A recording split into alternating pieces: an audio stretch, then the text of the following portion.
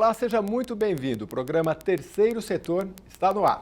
Olha, mais de 40% de crianças e adolescentes vivem em situação domiciliar de pobreza no Brasil. São mais de 17 milhões de jovens. Só que aqui na capital paulista, o Centro Assistencial Cruz de Malta é uma das instituições que trabalha para evitar a marginalização dessas pessoas. Quem vai explicar como é que funciona essa entidade no Brasil é o Perisseu, o Dr. Luiz Perisseu Duarte Júnior, é presidente da Ordem de Malta em São Paulo.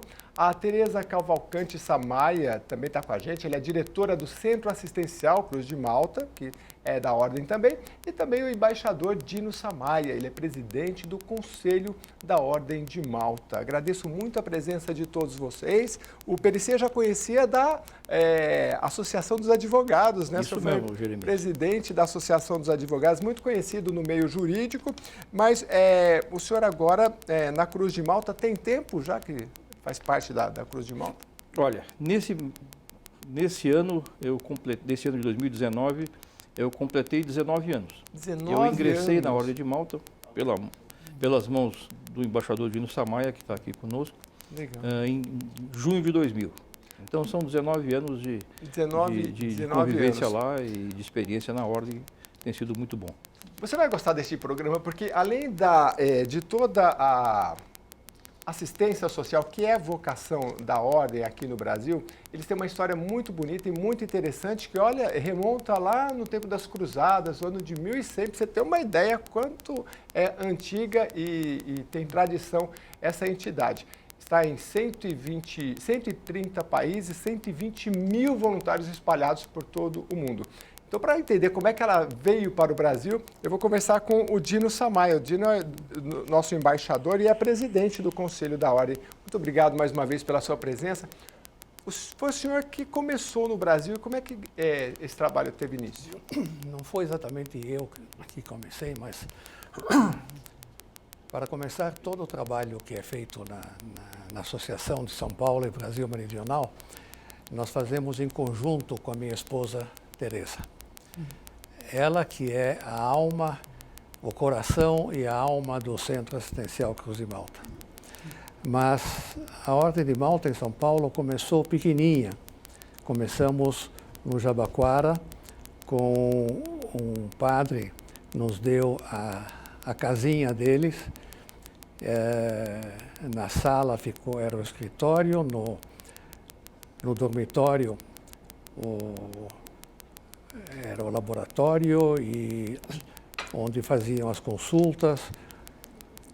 E no banheiro, que era pequeno, no lavabo no pequeno, nós tiramos o WC e transformamos num consultório dentário. E era tão pequeno que tivemos que fazer um anúncio, precisa-se dentista pequeno para trabalhar. Porque se for muito grande não vai caber no ambiente, puxa vida, hein? Mas o senhor já tinha uma atividade empresarial e o senhor tocava essa questão assistencial paralelo? Como é que foi? Em paralelo, isso é todo um trabalho voluntário. Quer dizer, a minha educação, a minha formação é uma formação de químico. Me formei na USP aqui, depois com pós-graduação nos Estados Unidos, na Universidade de Michigan. E trabalhei no laboratório farmacêutico. Eu acho que o senhor deve ter usado rinossoro, deve ter usado alisador. Né? Era nós que produzíamos, era o laboratório Farmasa, que foi nosso até pouco tempo atrás.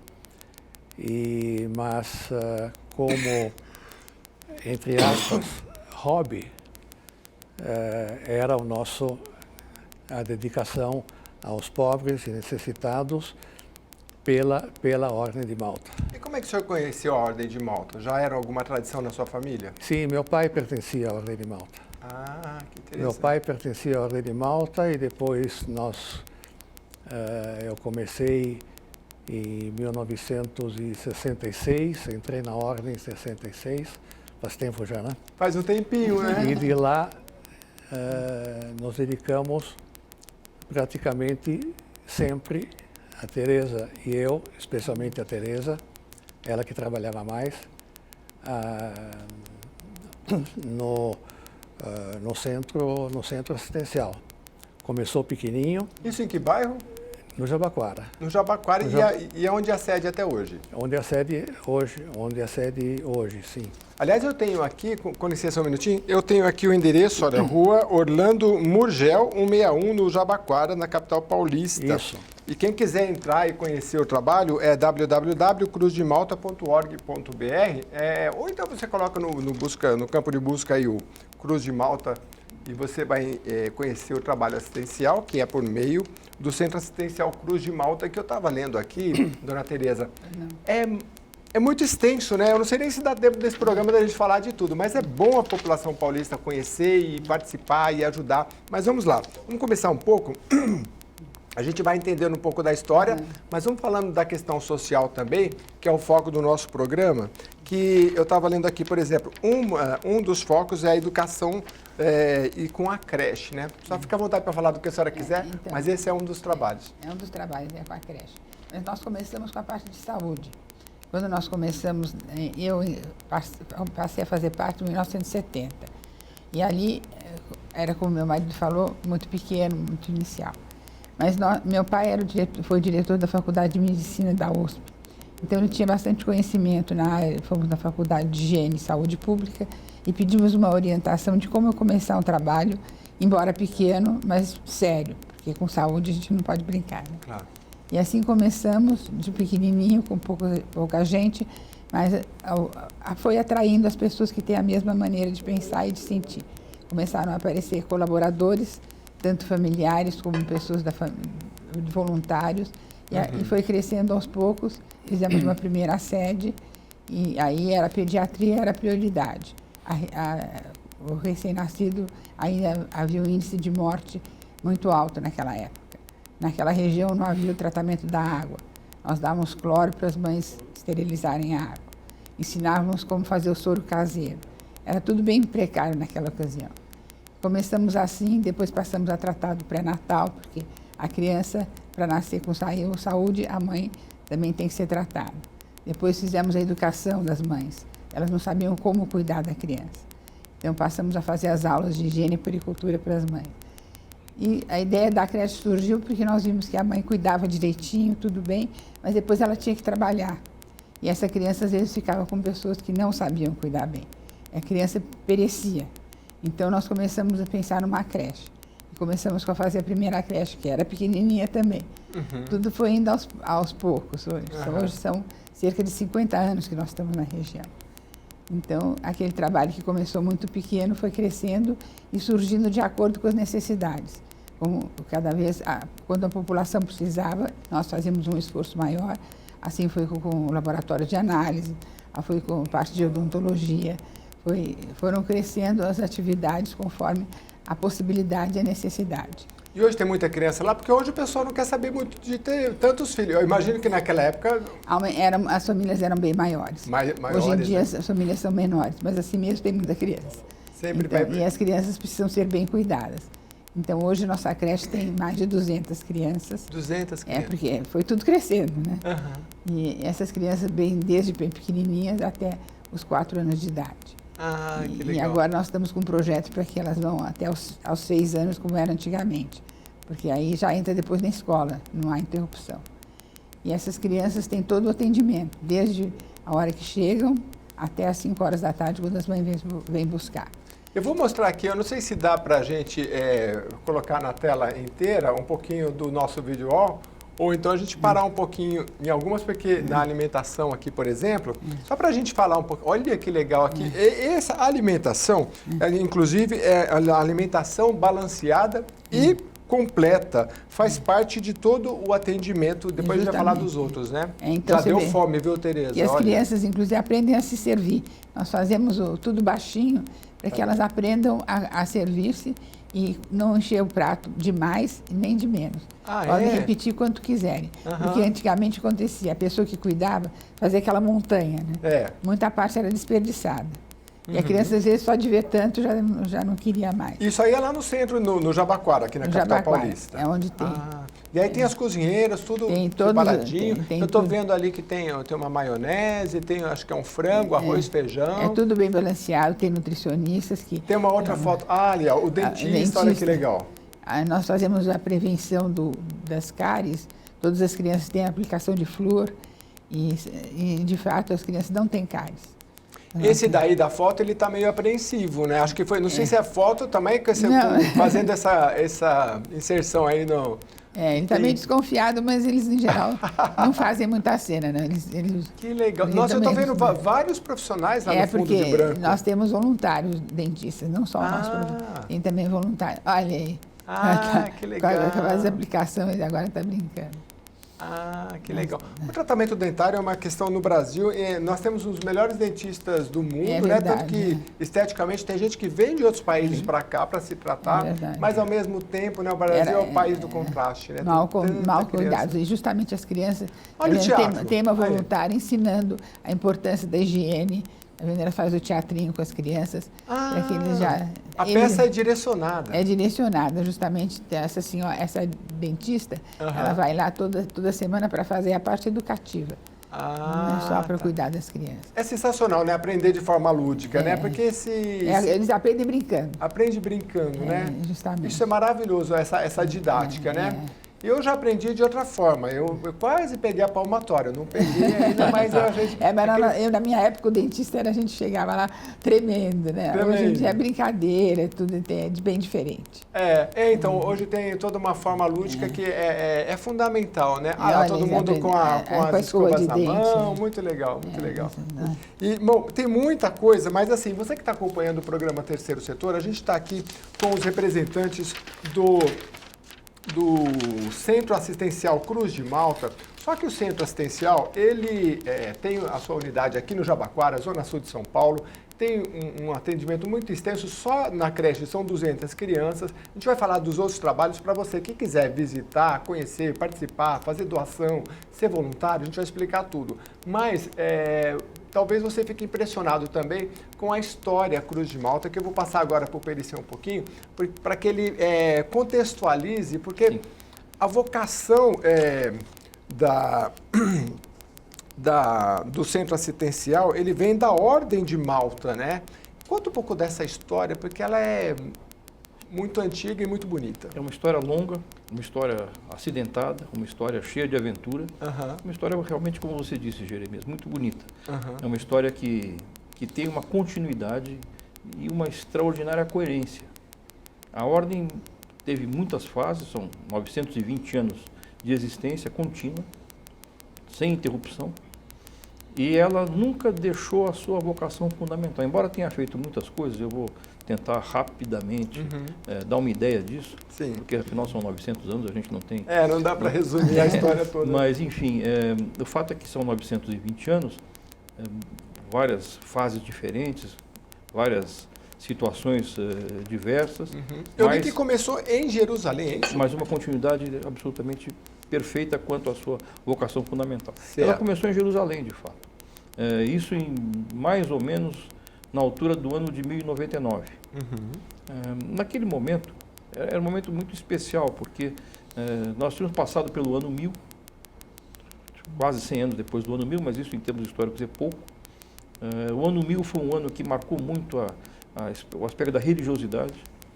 Havia uma tendência na Europa de deslocamento para o Oriente, para peregrinações para a Terra Santa, para Jerusalém, para conhecer os lugares santos lá. E as pessoas se sacrificavam e iam, até como um projeto de vida. E tinham dificuldades enormes para chegar lá. Não é tão longe quanto é daqui, mas mesmo assim é uma distância grande e, obviamente, os meios de transporte eram muito precários. As pessoas viajavam, adoeciam durante a viagem, ou às vezes adoeciam quando chegavam, ou precisavam de um abrigo quando chegavam lá.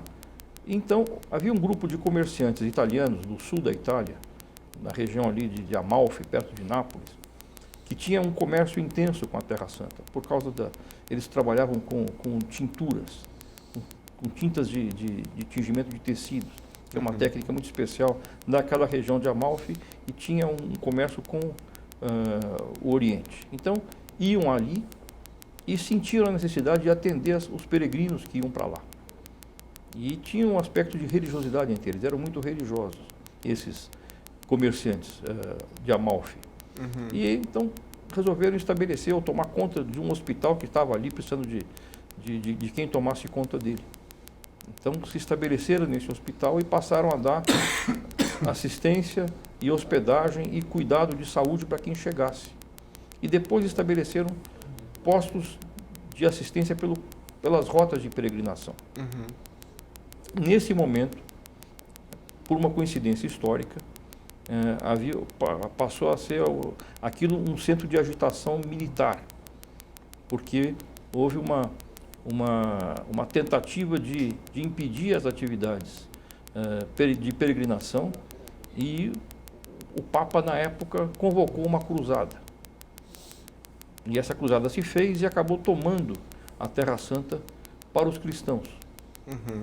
Isso durou mais ou menos 200 anos, em que houve um reino cristão em Jerusalém.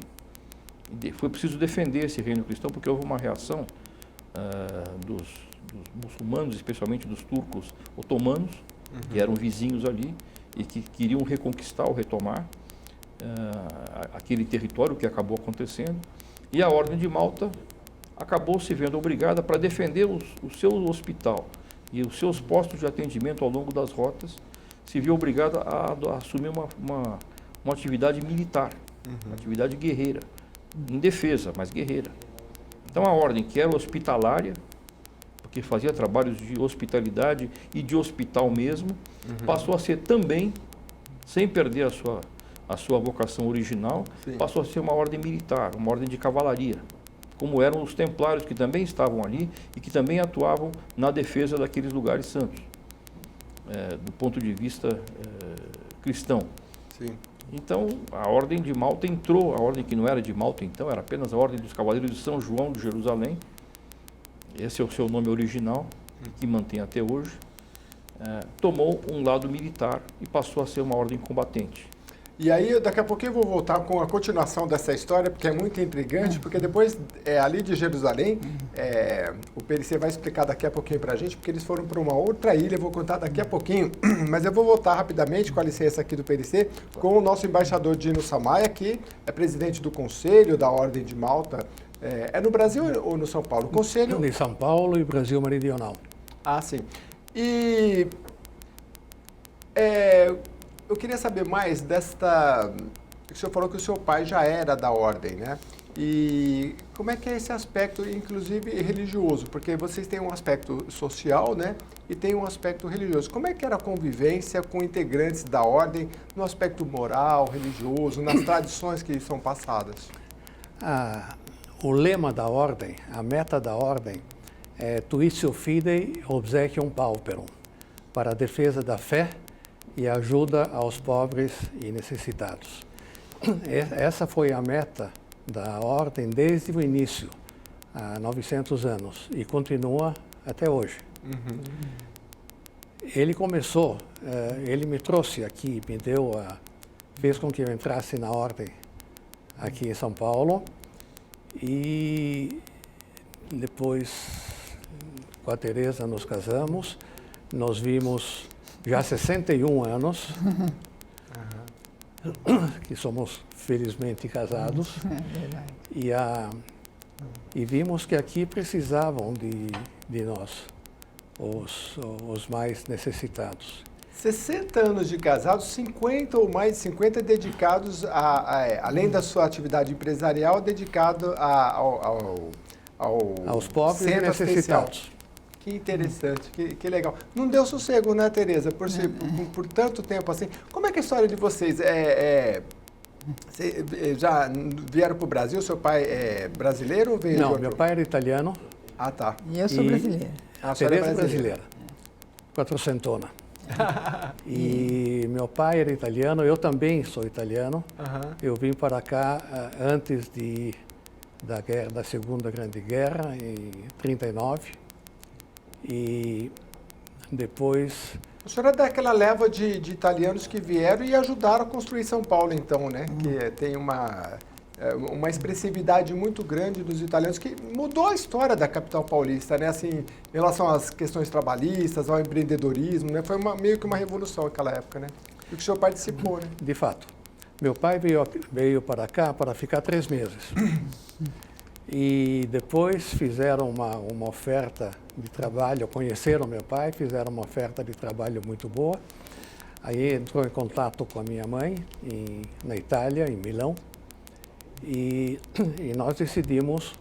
Não, eu não decidi porque era pequenininho, eu tinha 8 anos. Mas meus pais decidiram que minha mãe viesse para cá comigo e com meu irmão, e nos estabelecemos aqui. Depois estourou a guerra e acabamos ficando. E foi uma coisa realmente, foi a melhor coisa na minha vida, quando meu pai decidiu ficar aqui. É porque daí já tinha pegado o gosto, né? E aí vem, eu me lembro, ele vai contando as histórias aqui, eu vou me lembrando aqui das histórias do Martinelli com os navios no tempo de guerra, né? A história não vai faltar, né? Mas, dona Tereza, você sabe que ele contando essa história de vocês conheceram, eu me lembro de uma amiga que ela é portuguesa, e ela mais ou menos dessa época também, ela falava assim, eu falei, como é que você conheceu o seu marido? Ele falou, eu fui em Portugal e a gente se conheceu, voltei para cá, ele me escreveu uma carta, falou, gostei tanto de você, e ela disse assim, eu também gostei. Ele falou, eu gostaria de ir aí.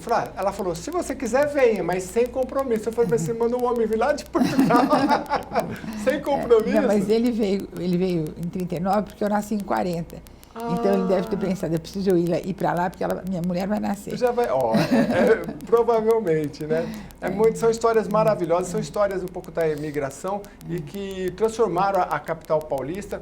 E às vezes a gente passa em frente a um prédio, por exemplo, do Centro Assistencial Cruz de Malta, que é o foco aqui da nossa apresentação hoje, do programa Terceiro Setor, fica lá no Jabaquara, não sabe que por trás daquele prédio, que eu imagino que seja um prédio bem grande para abrigar tantas atividades, não sabe que tem tanta história interessante e bonita, não é, PDC? Já está convidado desde já, juntamente com os nossos espectadores, para fazer uma visita ao centro assistencial, conhecer o trabalho lá, você vai gostar. E a gente já colocou aí no ar, você que tem curiosidade, a gente faz muitos programas aqui falando do voluntário, até recentemente a gente gravou falando especificamente dos voluntários, eles fizeram, uma instituição fez um raio-x, né, explicando que a importância da pessoa ter uma causa, né? E assim, no caso da Cruz de Malta, olha quantas causas. Por exemplo, se você gosta de criança, você tem lá a creche que eles mantêm, são cerca de 200 crianças de 0 a 4, 5 anos, né? Depois tem, por exemplo, o Centro de Juventude.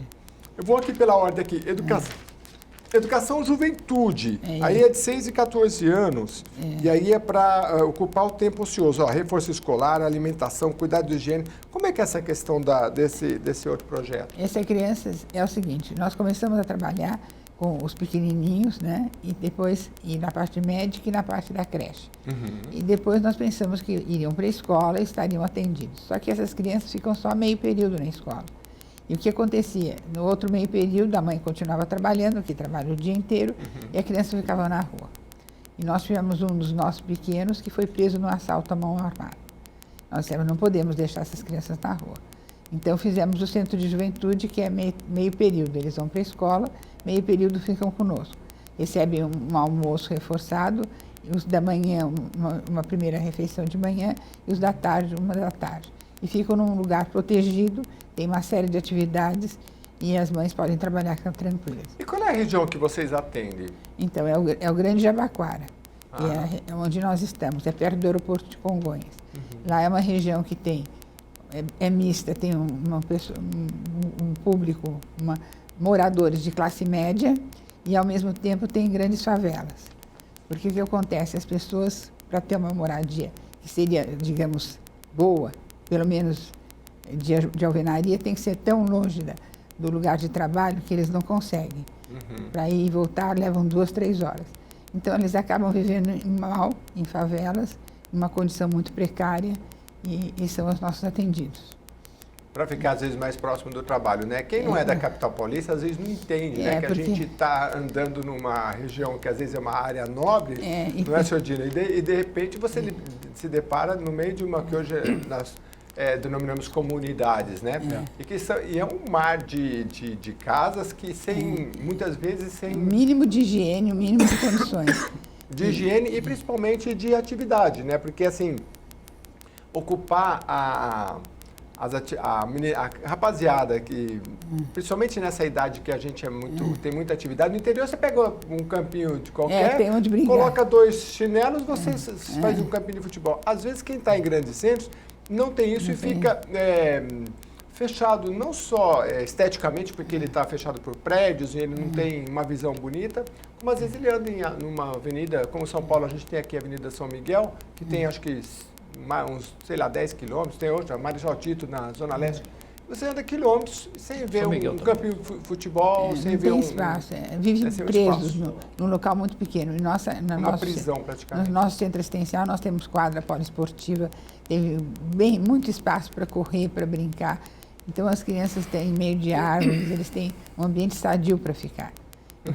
Até vou ver se dá para mostrar mais umas fotos aí, Paulo. Daqui a pouquinho ele vai voltar, acho que a gente vai para o intervalo daqui a pouquinho, mas talvez dê para mostrar mais algumas fotos, porque mostrando, a Tereza vai falando para a gente do que é. Desculpa, eu lhe cortei, a senhora falava do...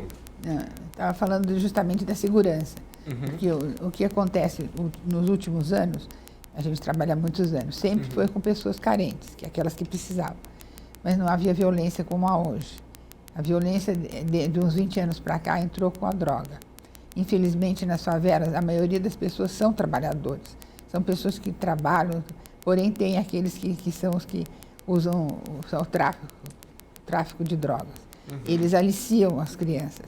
Isso é muito triste. Então, aliciam as crianças para que sejam passadores de drogas e para que se viciem. Então, o nosso trabalho no Centro de Juventude é evitar que isso aconteça, para que eles não caiam nessa marginalidade. Então, eu queria fazer uma observação, Jeremias, que eu acho que é oportuna. A primeira é que tudo isso que a Tereza está explicando e certamente vai dizer muito mais, tem um elemento fundamental ali que é o trabalho voluntário que nós temos lá. Nós temos cerca de 100 voluntários ao todo. E é um trabalho muito importante que eles fazem. Sem esses voluntários... Hoje são 100 voluntários? São 100 voluntários lá. A primeira está aqui na sua frente, que é a Tereza. Eu imagino, mas isso aí é culpa do senhor Dino, que há 50 anos pegou ela aí para ser voluntária. Eu vou para um rápido intervalo, vou pedir a licença para vocês um pouquinho, e a gente volta depois do intervalo para falar desse voluntariado muito importante e também continuar a história que eu prometi e... Depois do intervalo, a gente já volta com a história da continuação, não só do Centro Assistencial Cruz de Malta, mas também da Ordem de Malta no mundo e no Brasil. Volte já já.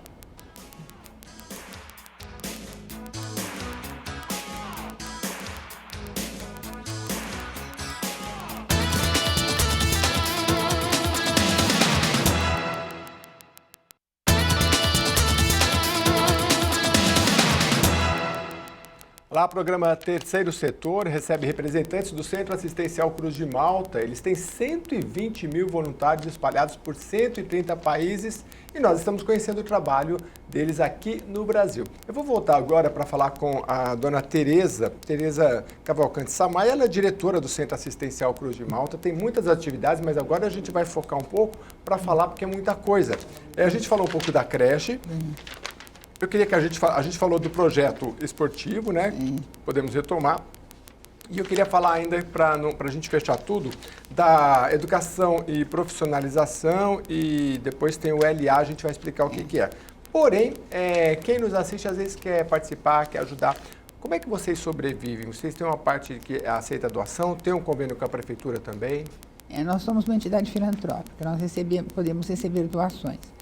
E, então, nós temos convênios também com a prefeitura, temos convênio com organizações privadas que nos ajudam, por exemplo, na Casa da Odontologia, é uma empresa privada que ajuda, e fazemos campanhas de doadores que nos ajudam, voluntários e amigos dos voluntários, todos fazem doações de alimentos ou de agasalhos, agora no inverno, muito necessário. Doação quando são médicos, doações de medicamentos também. E temos também eventos, festas, jantares, para juntar Aí é recursos. bom, hein? Eu não acho muito boa, não dá muito trabalho. Porque a senhora trabalha muito, né? Agora a gente que vai lá só passear é ótimo. Realmente gosto do trabalho, realmente. Gosto muito de estar com as pessoas, porque conhecer as famílias, isso me agrada muito. Agora fazer campanha para... Eu já fiz trabalhos assim de eventos e as pessoas chegam, né? E aí chega para o jantar, por exemplo, mas a gente já chegou lá às 6 horas. E depois que acaba tudo, a gente fica recolhendo tudo. Trabalhando. É o dia todo e a noite toda, né? Quando tem um evento desse, né? Mas é gostoso, né? Receber vale as a pena. pessoas, né? E tem muita gente que gosta de ajudar. Às vezes a pessoa não ajuda porque não sabe ou desconfia. Porque as notícias na mídia muitas vezes são muito negativas. Eu falava disso aqui no outro programa, exatamente disso, que fez um levantamento dos voluntários, porque o brasileiro está uma notícia de pesquisas entre o povo mais desconfiado, tanto de políticos, de instituições e de uns com os outros, infelizmente. E, por outro lado, a gente tem que quebrar... O brasileiro, ele é um doador, mas às vezes ele não gosta também de falar, né? Ele não gosta de dizer Não isso. tem, mas isso não é ruim, porque eles falam assim, seria bom que todo mundo postasse aqui no celular, o pessoal posta lá, eu estou na festa tal, ninguém posta, doei R$20, fui lá no centro, ajudei, porque o brasileiro tem essa coisa assim de... guarda isso para você, né? O que é uma espécie de vergonha, não deveria ser assim. Isso não é ruim? Eu acho ruim, porque se você está fazendo uma coisa boa, por que não dizer? Não contagia mais pessoas. Contagia, né? E mostra para as outras pessoas que se você está fazendo e ele confia em você, é confiável. Não é? Então, pode doar. E depois que a pessoa conhece a instituição, normalmente ela ajuda. Mas até que faça o primeiro passo. Por isso que um programa como hoje é muito importante, para esclarecer que se alguém nos faz uma doação, com certeza será bem usada. Sim. A pessoa pode, então, ficar tranquila. Então, você que nos acompanha, nós estamos recebendo aqui os representantes do Centro Assistencial Cruz de Malta, eles têm muitos voluntários, têm trabalhos variados que eu vou retomar aqui com a dona Tereza.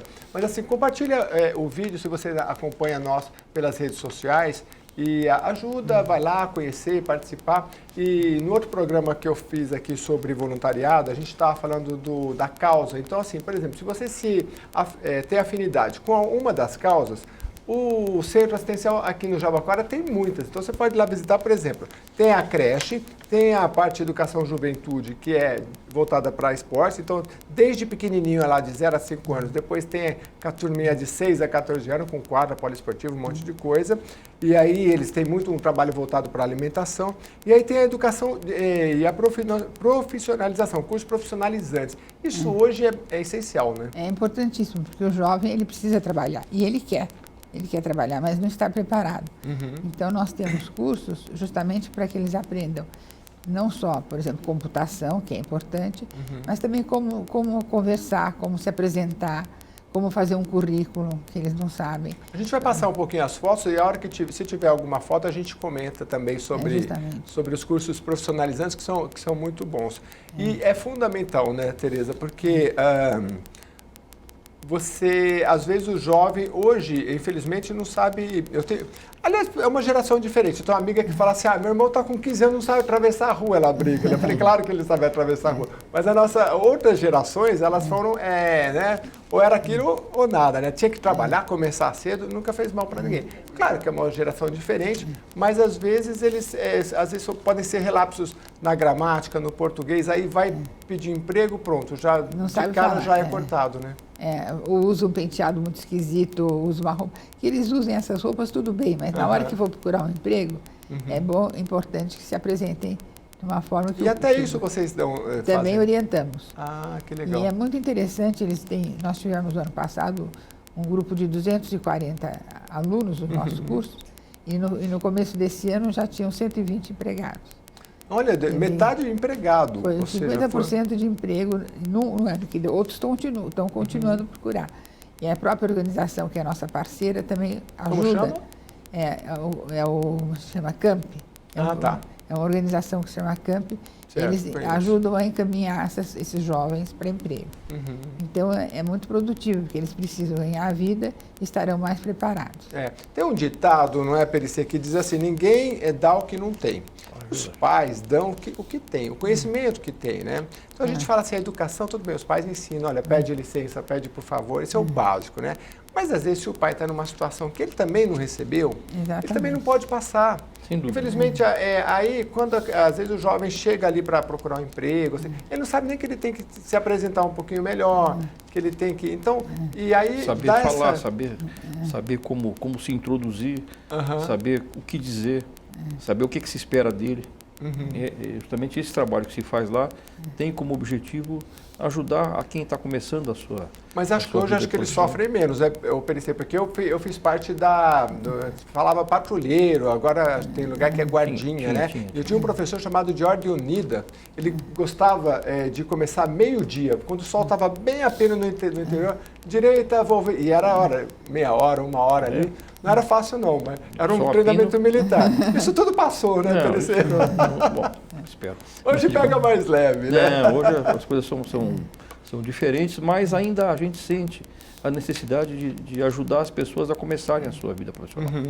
Na realidade, veja bem, tem o jovem que é meio relapso, mas também uma grande maioria, eles realmente se esforçam. Quando me reúno com eles, eu sempre falo, vocês não fiquem prestando muita atenção quando dizem, no meu tempo era melhor, no meu tempo era... Isso não era tão melhor toda. assim, né?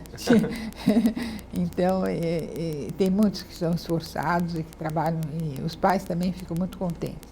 Nós reunimos sempre os pais também, para que acompanhem os seus filhos, né? É um trabalho que a gente faz. O centro, a profissionalização, ela tem marcenaria e movelaria. O que é movelaria? Movelaria era um curso que tinha, agora até não está, foi modificado. Era um trabalho em madeira, aliás, um trabalho muito bonito. Faziam trabalhos em madeira decorados, só que nós tínhamos um pequeno problema, nós não sabíamos vender. Sabiam fazer, mas não sabíamos vender. Então, foi depois modificado para outro tipo de atividade. Mas você sabe que marcenaria hoje profissões assim básicas como marcenaria ou até um pedreiro, quem é bem especializado ganha um bom dinheiro, né? Realmente. Às vezes não precisa ser um médico, se for um bom profissional, Claro. ele... Bom profissional, um bom eletricista, um bom encanador, são profissões boas também. Aqui eu tenho vamos Isso ver é se dá para bazar. parar essa foto. Aquele Aí é o são os bazar. jovens, está vendo? Aqui são os jovens, os fazendo jogos Aí é Futsal. E aí, e o público de vocês são mais meninos ou meninas também? mais ou menos meio a meio, meninos e meninas. E as meninas participam na parte esportiva também. Não tanto, na parte de futebol são mais os meninos, mas as meninas também participam. E aí desculpa, a senhora tem marcenaria e movelaria, montagem e manutenção de computadores, oficina de papel reciclado, informática, artesanato, culinária. Culinária hoje está em alta, né? Com os programas aí, o pessoal gosta. Culinária é mais para os mais velhos, para as senhoras mais velhas. As jovens já não são tão ligadas. Né? Elas gostam mais, agora tem curso de maquiagem, por exemplo. Mas isso são fases, né? E os rapazes, principalmente da Liberdade Assistida, eles fazem corte de cabelo. É uma atividade que eles gostam muito e fazem bem. Então, vamos falar do Liberdade Assistida, porque isso aqui é muito importante. Se for o caso, a gente volta na profissionalização. Mas eu vou te explicar, fazer uma introdução aqui. Assistência e desenvolvimento social. Pois não. Programa de Liberdade Assistida. Atendimento ao adolescente que cometeu infração e atendimento também à sua família com o objetivo de reinserção na sociedade. Aqui em São Paulo, a gente tem a Fundação Casa, por exemplo. Justamente. São esses adolescentes? São esses adolescentes. Em vez de eles ficarem internados, como antigamente tinha a FEBEM, né? Hoje eles estão na residência deles, quando é uma infração leve, e eles frequentam o centro assistencial para orientação com psicólogo, com assistente social, e fazem atividades. E nós percebemos, então, que certos cursos profissionalizantes, eles não se interessavam, como computação. Enquanto os outros, sim, eles não tinham muito interesse. Mas, por exemplo, esse de barbeiro, de corte de cabelo, eles gostam muito. Então, para começar o trabalho, a gente empresta uma maquininha de cortar, e depois de um mês eles já conseguiram ganhar um dinheirinho, já compram a própria, e isso dá muito certo. É muito legal porque, eu não sei a opinião do seu Dino, que também é um empresário e dedicou aí boa parte da sua vida à assistência social. Tá certo que o senhor terceirizou um pouco para a sua esposa, dona Tereza, mas com certeza o senhor é sempre com a mão firme à frente, porque eu imagino quanto trabalho não dá para dirigir uma instituição, né? A questão administrativa, contábil, enfim, para receber todo mundo é sempre bem trabalhosa. Mas assim... essa questão do jovem, né, que passa por... Às vezes não é, seu Dino, são questões graves, né, porque um adolescente ele está numa fundação casa e ele não está na prisão porque a lei define que ele deve ir para uma instituição de reabilitação, enfim, né.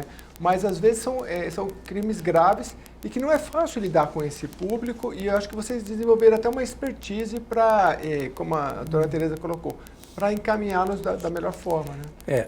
É muito importante para um menino que teve uma infração de vir para a nossa instituição, para o Centro Essencial Cruz de Malta, e ficar conosco durante meses. No começo, quando a Tereza queria começar com a liberdade assistida, eu disse que não queria, eu tinha medo desses meninos, desses rapazes. Mas ela insistiu e disse, vamos fazer por 6 meses. Se der certo, continuamos. Se não der certo, depois de 6 meses nós paramos. E deu muito certo, agora já são muitos anos. Eu queria só para... Às vezes as pessoas não entendem, talvez o Dr. Perecer consiga nos ajudar um pouquinho, essa questão da liberdade assistida, porque é uma infração, né? E esses... vou pedir licença só para a gente fazer esse parênteses e já volto com o senhor. É uma infração que o jovem, ele vai para, no caso aqui no estado de São Paulo, para a Fundação Casa. E aí ele tem uma... ele não pode... depois, até acho que 18 anos ou 21 anos, não me lembro bem. Mas enfim, ele sai com a liberdade assistida, é um período que ele sai e aí tem um convênio que ele vai para instituições... Com o Juizado da Infância e da Juventude. Tá. Com a supervisão do Juizado da Infância e da Juventude. Nós executamos o trabalho ali, mas em contato sempre e sob a supervisão e o direcionamento do Juizado da Infância e da Juventude. E ele está em liberdade assistida, ele não volta para a fundação, tipo, como se fosse Não, ele está ali justamente para que não tenha que voltar. Tá. É uma decisão do juiz. O juiz é que determina quem é que vai. Tá. E esses que vão, certamente, são os que estão mais aptos para isso. E lá, então, tem um período de ressocialização, de readaptação, para que eles possam retomar a sua vida, deixando para trás aquele período mais complicado que certamente já atravessaram. Sabe que nesses casos a gente vê, por exemplo, cada um tem uma referência, não é, dona Tereza? E eu, por exemplo, trabalhei no fórum aqui em São Paulo, que quem não é de São Paulo não conhece, mas é na Barra Funda, o Fórum Criminal.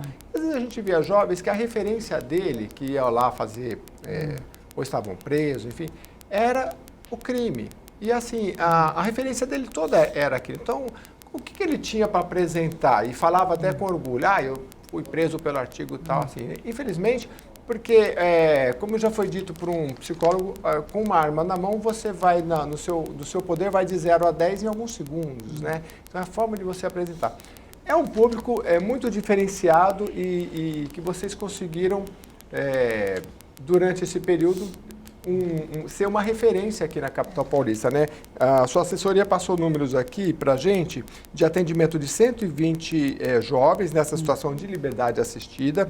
75% não voltam a delinquir. É um índice muito alto que se tornou uma referência aqui na capital paulista. Porque o modelo deles, como você falou, é um modelo muito ruim, porque muitas vezes não tem pai, ou às vezes um pai que também é um marginal.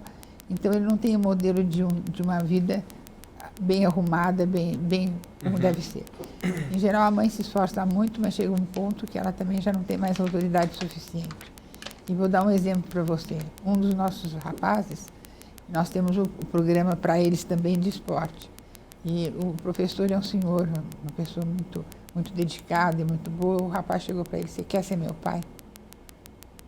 Quer dizer, não tinha pai. Então ele foi pedir: você quer ser meu pai? Você vê o que faz falta. Então não tem modelo, não tem. Exatamente, uma referência. Ainda mais os meninos têm muita inspiração no pai também, né? Então aquela figura paterna que na adolescência é tão importante. Fica sem referência. Fica sem referência. Claro que a gente tem muitos casos que não são assim. Mas Sim. esses especialmente são os que não tiveram na primeira infância, né, o apoio e o modelo que eles deviam ter tido.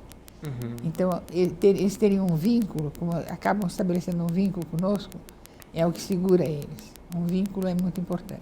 Nessa idade, assim, é uma sementinha que se você jogar, qualquer coisa que você jogar, ela vai germinar ali, seja para o bem ou para o mal, seja né? Seja para o bem ou seja para o mal. E aí, ainda dá... mas já são adolescentes, não é fácil, né? Tentar uma correção difícil. de rumos, né? Mas o índice é bom, como você mencionou agora, bom. 75% de não reincidentes. É algo que anima a gente a seguir nessa. E aí eles podem, por exemplo, e qual a faixa de idade do atendimento do Liberdade Assistida? Em geral é dos 14 aos 21. Dos 14 aos 21. E vamos supor que se for 14, tiver 14, 15, ele pode participar de outro programa na entidade ou não? Ele pode. Profissionalizante, ele pode dar pode sequência. fazer.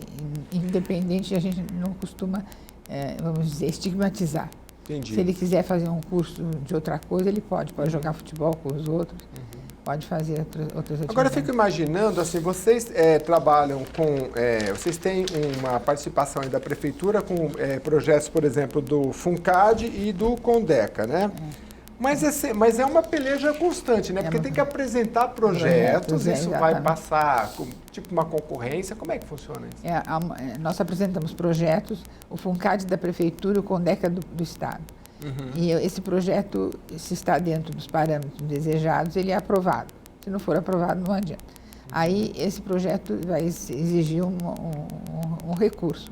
E as pessoas que querem colaborar dão o dinheiro e tem uma isenção fiscal. Então, nós conseguimos arrecadar, primeiro fazer o projeto, depois arrecadar o recurso e depois pôr em prática. Em geral, tem um tempo limitado, 1 ou 2 anos. Então, depois tem que fazer outro projeto e assim por diante. Entendi. Nas várias áreas. Tereza, você que está à frente, dona Tereza, há quantos anos na instituição? Eu comecei em 1970, pode fazer a conta. Como diz meu pai, faz a conta. Né? Pois é, faz a conta. E nesse tempo todo, tem algum depoimento que vem à sua memória que te marcou muito, seja de um pai, de uma criança, que falou, nossa, uma vida transformada?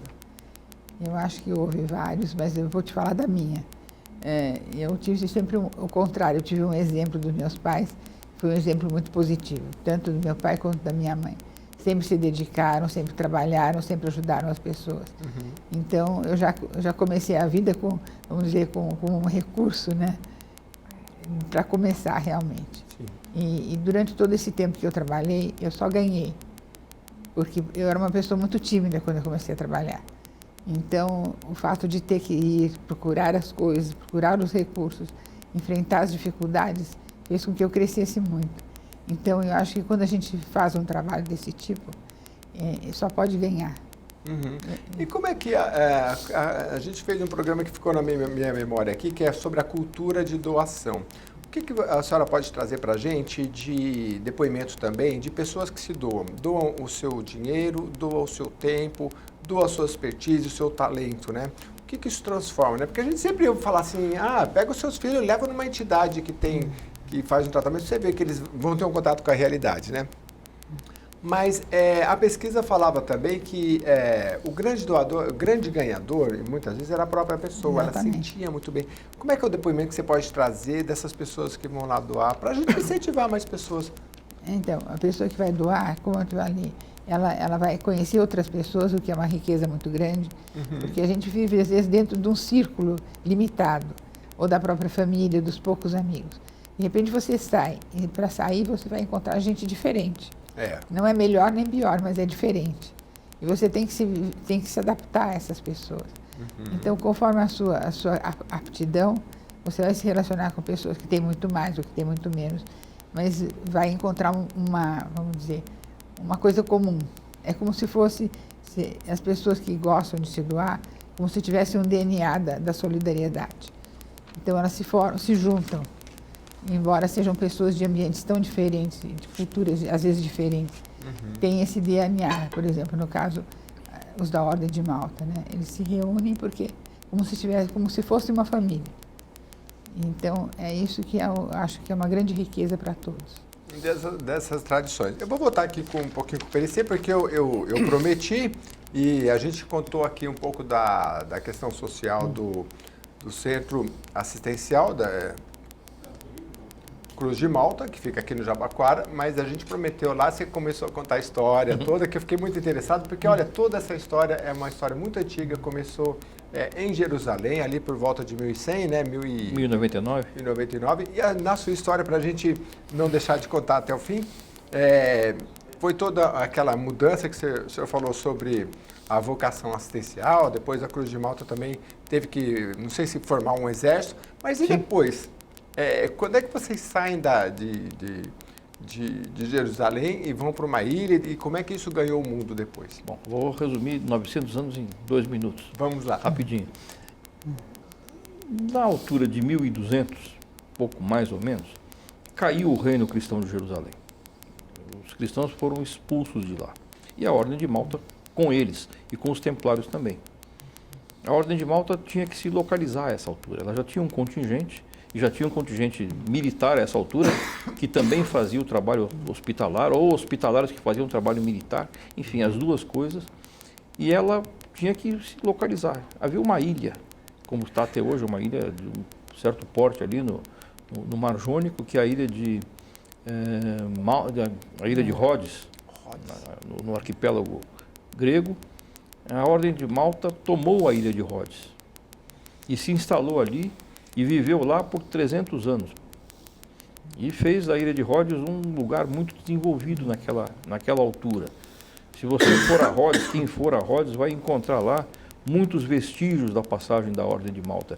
Prédios ainda expostos à visitação, hospitais, etc., mostram a passagem dos Cavaleiros de Malta por ali. Mesmo, né? Foi um Estado. Essa altura era já a instituição, o Estado já tinha tomado um pouco o jeito que tem hoje, naquela altura de 1200, 1300. Então, a Ordem de Malta em Rhodes era um Estado e ficou lá até que o sultão Suleimão Magnífico, em 1522, creio eu, que tinha planos de conquista do Ocidente, tomou a ilha de Rhodes e obrigou os cavaleiros ali a saírem de Rhodes.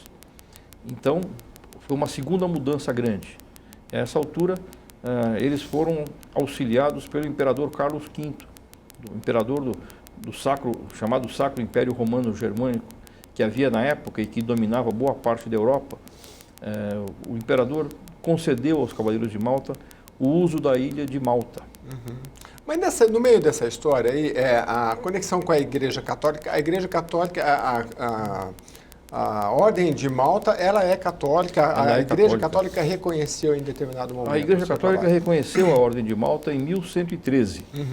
Há pouco tempo agora, em 2013, em Roma, comemorou-se os 900 anos do decreto papal, uma bula papal, chamado Postulatio Voluntatis, que reconheceu a Ordem de Malta como uma entidade religiosa da Igreja Católica. Só que ela é toda especial. Entendi. Ela é uma ordem religiosa diferente das outras ordens religiosas, porque ela tem muitos leigos, ela tem poucos membros religiosos, que são religiosos no sentido técnico da palavra, que fazem os votos todos que os religiosos fazem. Na ordem existem menos de 100, são os cavaleiros chamados de primeira classe, e há os de segunda e terceira classe, que são os mais comuns, que fazem esse trabalho mais assistencial. Os membros religiosos fazem também, mas eles têm aquela vida mais voltada para o aspecto religioso mesmo. Os demais não estão presos a esses votos, mas também são católicos, todos. É uma ordem fundamentalmente católica, ligada à igreja, e a tal ponto que o grão-mestre da Ordem de Malta, que seria o governante maior da ordem, o soberano governante da ordem, dentro da Igreja Católica, dão a ele a dignidade idêntica de um cardeal. E aí foi por meio da Igreja Católica que o trabalho se espalhou aí por 130 países. A ordem está em 130 países. O mundo tem 150. E como ela foi um Estado, ela chegou a ter território durante muitos anos, e perdeu isso porque Napoleão invadiu a ilha de Malta em 1798, Então, ainda assim, a Ordem de Malta é reconhecida por 104 países como uma entidade estatal, Olha. embora não tenha mais território. Porque ela tem a sua legislação própria? Ela tem um governo, tem o grão-mestre e o seu conselho, tem um poder legislativo, tem tribunais, tem um tribunal de contas até, para manter as suas finanças em ordem e sob fiscalização. E ela tem um trabalho diplomático. Como a Ordem é uma entidade reconhecida como se fosse, não é, mas como se fosse um Estado, então muitos países, inclusive o Brasil, recebem embaixador da Ordem aqui e nomeiam o embaixador para representar o país, o Brasil no caso, perante o grão-mestre em Roma. A Cruz de Malta, a gente falava, tem uma cruz de branca com fundo vermelho, e aquela que tem 8 pontos, são duas na horizontal, aquela é a Cruz de Malta, não? A Cruz de Malta é aquela que tem 8 pontas. 8 pontas. Em cada um dos braços da cruz há 2 pontas. É aquela cruz tradicional, chama-se Cruz de Malta por excelência. Dentro da prática da ordem, a cruz de 8 pontas é reservada para os trabalhos assistenciais. Nós temos essa daqui não. Essa é a Cruz de Malta. É que não dá para mostrar, você vai ficar curioso, vai entrar no site e vai olhar, porque está muito pequenininho, eu não vou conseguir mostrar para você.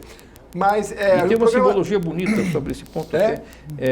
A Ordem de Malta diz que as 8 pontas da Cruz de Malta representam as 8 bem-aventuranças do Sermão da Montanha.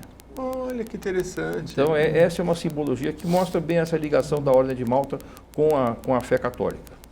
Tem muita história. Olha só, esse aqui é um pouquinho do folhetinho deles.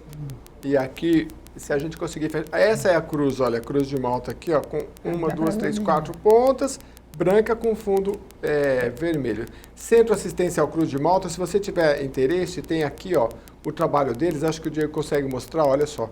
18 mil refeições mensais, 220 crianças na creche por dia, 2 mil aulas dadas, 3.400 atendimentos odontológicos, 370 jovens atendidos, 400 voluntários, 13 mil consultas médicas, 11 mil exames especializados e análises clínicas por ano.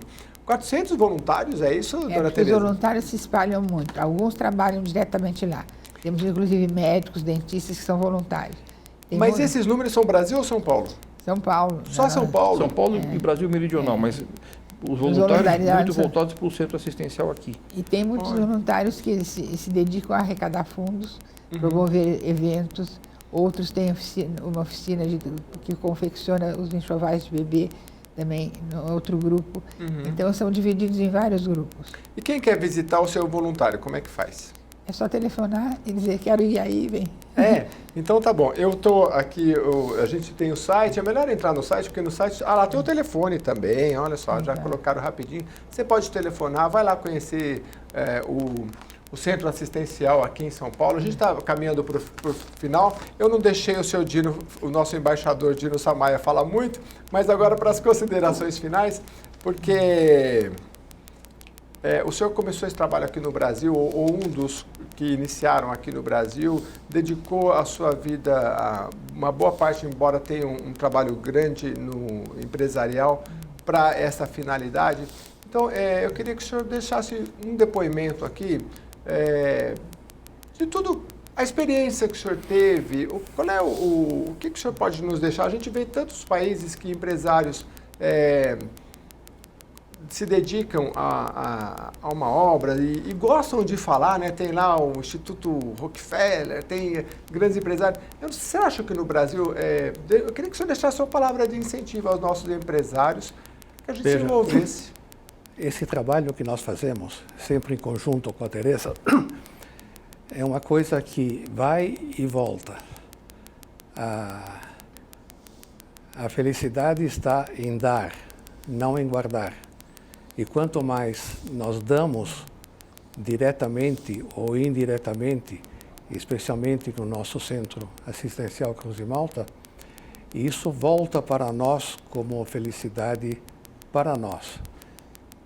Tanto a Tereza como eu, como o nosso presidente, Dr. Perissé, com isso nós somos felizes.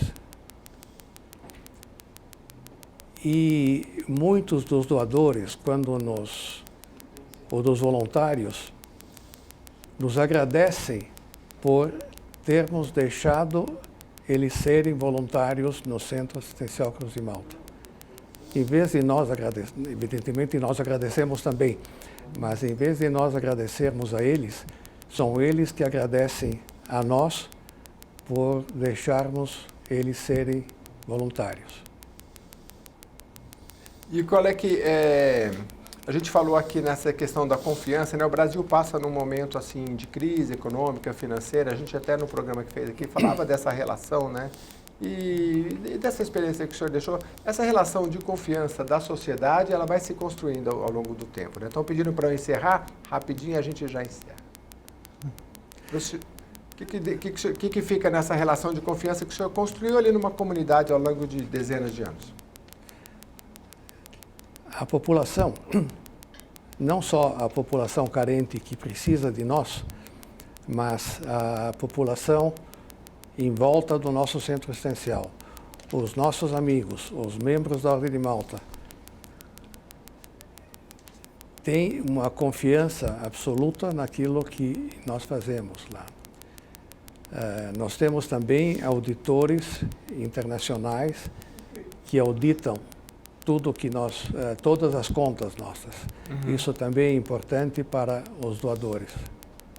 Acompanharem todo o trabalho. O programa chegou ao fim, eu por mim continuaria aqui por muito tempo, mas eu espero que você tenha gostado e conheça cada vez mais o trabalho do Centro Assistencial Cruz de Malta, que fica aqui em São Paulo, no Jabaquara, agradecendo muito a participação dos nossos convidados, representantes da instituição, agradecendo a você que nos acompanhou até agora, até a próxima edição do programa Terceiro Setor.